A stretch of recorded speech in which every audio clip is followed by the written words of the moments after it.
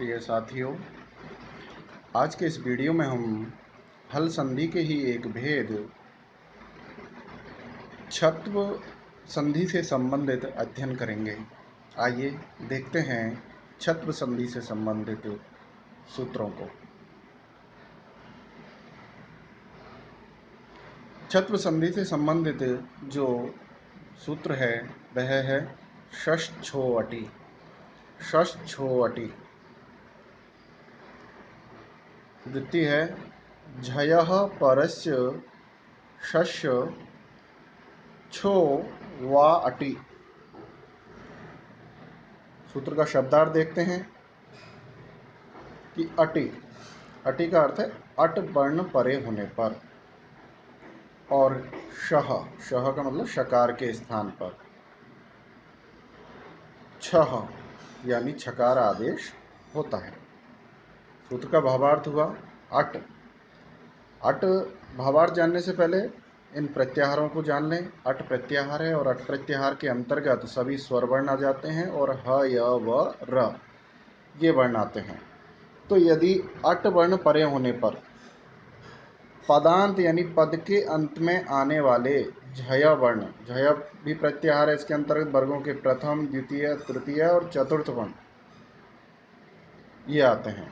तो पदांत झय वर्ण के बाद आने वाले शकार यानी श को विकल्प से छकार आदेश हो जाता है यदि उस श के बाद में अट वर्ण हो तो।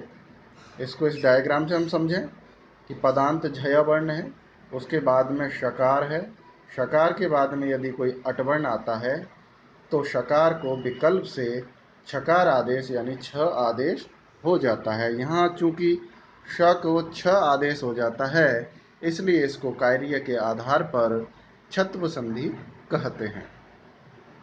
इसको उदाहरण से समझें, जैसे तद प्लस शिवः।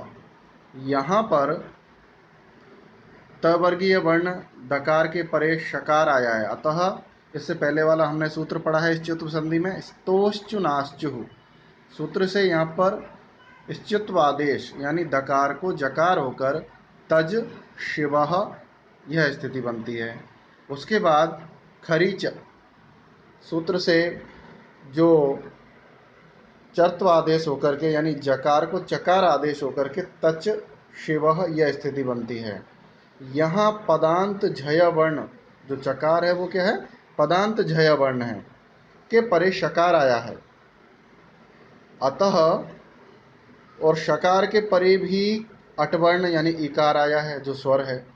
अतः प्रकृत सूत्र से यानी षष्छोअटि इस सूत्र से विकल्प से शकार को छकार आदेश होकर क्या स्थिति बनती है हमारी, तच छ इवह बराबर वर्ण सम्मेलन करेंगे तो तच्छिवः यह रूप हमारा सिद्ध होता है।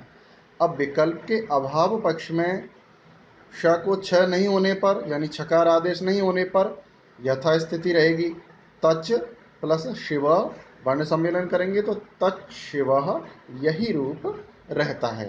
तो इस प्रकार इसके विकल्प के कारण दो रूप यहाँ पर बनते हैं। अब इनकी इसके विस्तारक एक वार्तिक भी है, छत्व संधि से संबंधित ही है, वह है छत्व ममीति वाच्यम। छत्व ममीति वाच्यम वार्तिक का जो पदच्छेद है वह है छत्वम अमी इति वाच्यम।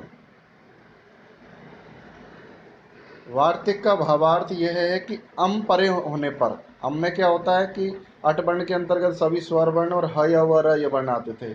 यहाँ पर लकार और यम गणनम यानी वर्गों के पंचम वर्ण भी सम्मिलित हो जाते हैं तो ये अम प्रत्याहार हो जाता है। अम प्रत्याहार तो यदि पहले वाले सूत्र का ही अर्थ है यदि पदांत झय के बाद शकार हो और शकार के बाद में अम वर्ण हो तो विकल्प से इस डायग्राम के द्वारा समझते हैं, तो विकल्प से श को क्या हो जाता है, छ आदेश हो जाता है।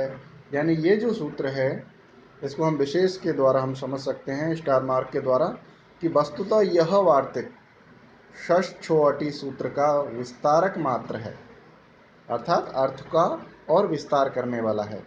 षष्ठवटी सूत्र से जहाँ केवल अटवर्ण परे होने पर ही शकार को विकल्प से छकार आदेश होता है, वहीं इस वार्तिक से अट के स्थान पर अम्वर्ण परे होने पर भी पूर्ववत आदेश हो जाते हैं, यानी शकार को छकार आदेश हो जाता है।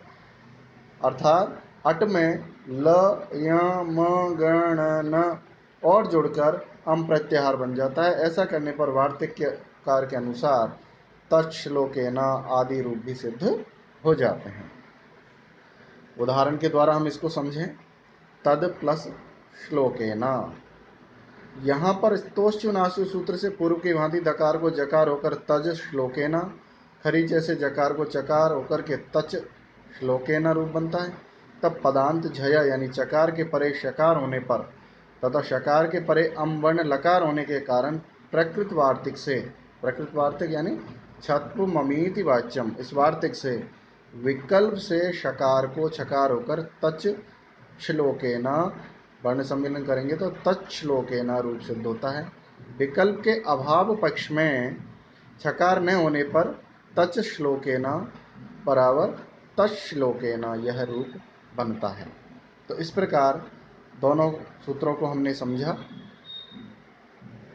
अब इनकी रूप सिद्धि को हम और विस्तार से समझ लेते हैं। वैसे उदाहरण में रूप सिद्धि ही हमने कर दी है, लेकिन फिर भी इनको लिखने का जो तरीका है वो थोड़ा भिन्न करेंगे तो स्पष्टता झलकती है।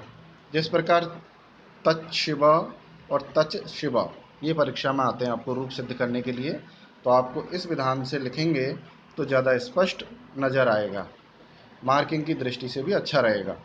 जैसे तद प्लस शिव, यहाँ पर प्रथम बिंदु डालेंगे तद प्लस शिव, यहाँ पर तवर्गीय वर्ण दकार के परे शकार होने पर तोश्चुनाश्चु सूत्र से दकार को जकार आदेश होकर के फिर डैश लगाएंगे और सामने स्थिति लिखेंगे तज प्लस शिव।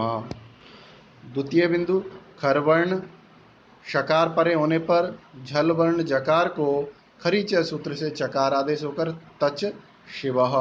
यहाँ पदांत झय वर्ण चकार के परे होने पर शकार और शकार के परे अटवर्ण होने पर षष्ठो अटी जो सूत्र से विकल्प से शकार को छकार आदेश होकर के तच छ इवह यह रूप बनता है। वर्ण सम्मेलन करने पर तच्छिवह यह रूप सिद्ध हो जाता है। विकल्प के अभाव पक्ष में छकार को आदेश नहीं होने पर तच शिवह, वर्ण सम्मेलन करेंगे तो तच शिवह यह रूप सिद्ध हो जाता है। ठीक इसी प्रकार तच्छ्लोकेना और तश्लोकेना ये रूप भी सिद्ध होंगे।